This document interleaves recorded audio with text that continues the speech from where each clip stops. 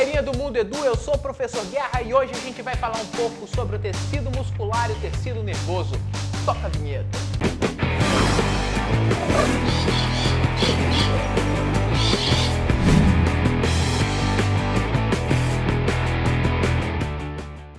Apesar de parecerem muito diferentes, o tecido muscular e o tecido nervoso são compostos por células excitáveis que dependem da voltagem da membrana. O tecido muscular contrátil pode ser classificado em tecido muscular estriado esquelético, estriado cardíaco e liso. O músculo estriado tem esse nome porque quando olhado ao microscópio, suas células têm bandas, têm estrias, têm faixas visíveis ao microscópio. Essas faixas são causadas pela sobreposição de duas proteínas principais, actina e miosina. São elas as responsáveis pela atividade contrátil do músculo.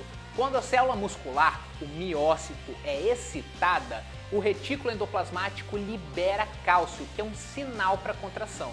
Então, cada fibra de miosina gasta uma molécula de ATP para grudar na fibra de actina e puxar, e mais outra molécula para soltar e continuar o ciclo. Assim, a célula muscular vai sendo contraída ou relaxada conforme você deseja. O músculo estriado, esse que a gente usa para se mexer, é quase sempre voluntário, exceto os músculos que controlam o diâmetro da pupila, o diafragma e os atos reflexos. Já o músculo estriado cardíaco é parecido com o estriado esquelético, mas ele é sempre involuntário e várias de suas células são bifurcadas. O músculo liso tem essa aparência porque as fibras de actina e miosina não estão dispostas da mesma forma que no músculo estriado. A contração dessas fibras, que são encontradas nas vísceras, é mais lenta, mas ela pode ser mais duradoura do que a contração do músculo estriado. E você já parou para pensar por que alguns tipos de carne são brancos e outros não? Isso depende da quantidade de uma molécula chamada de mioglobina,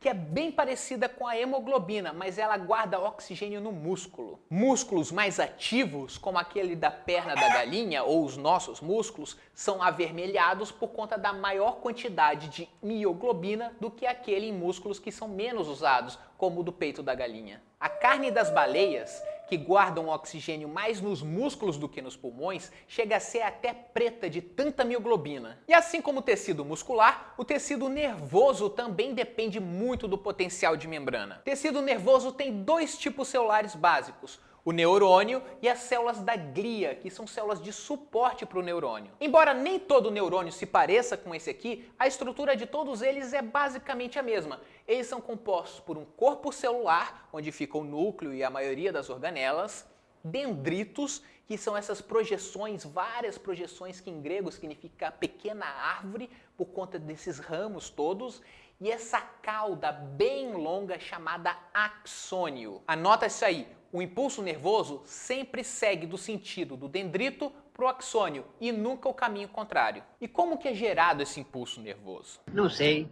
A gente viu lá na aula de membranas celulares que as células têm um potencial elétrico gerado pela bomba de sódio e potássio. Essa proteína garante que a concentração de sódio seja sempre maior do lado de fora do que do lado de dentro da célula, e a concentração de potássio seja sempre maior do lado de dentro do que do lado de fora. Potássio do lado de cá, entendeu?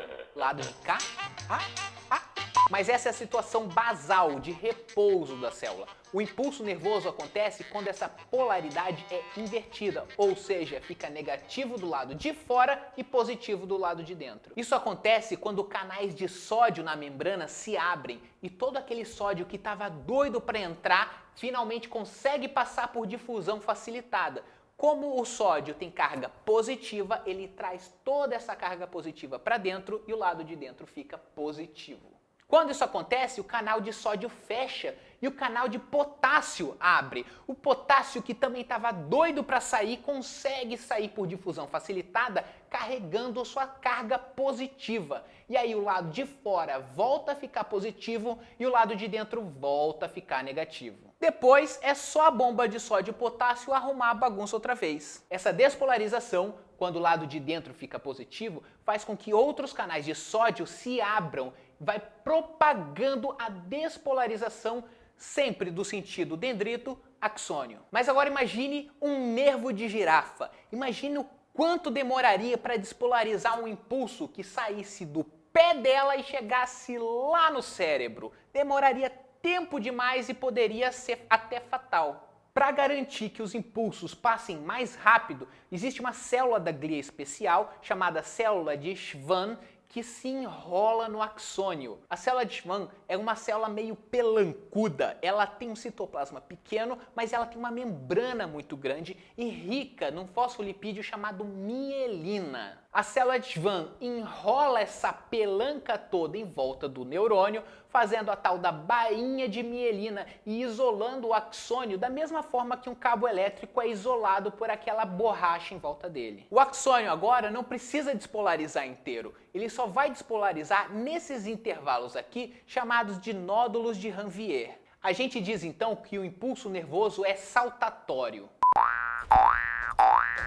Isso não significa que ele salta por fora da bainha. O impulso vai saltar por dentro pelos nódulos de Ranvier. O detalhe é que essa bainha de mielina só existe nos vertebrados. As outras células da glia, como o astrócito, têm função de defesa. Algumas formam até uma barreira em volta dos vasos sanguíneos para impedir que qualquer substância chegue no sistema nervoso. Essa barreira hematoencefálica ajuda a proteger os neurônios de substâncias potencialmente tóxicas. Então é isso aí, galerinha! Hoje a gente viu os tipos de tecido muscular e como eles se contraem.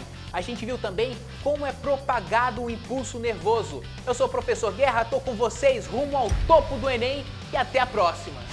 É isso aí, galerinha! Dá um like aqui no vídeo, se inscreve no canal, segue a gente nas redes sociais. É nóis!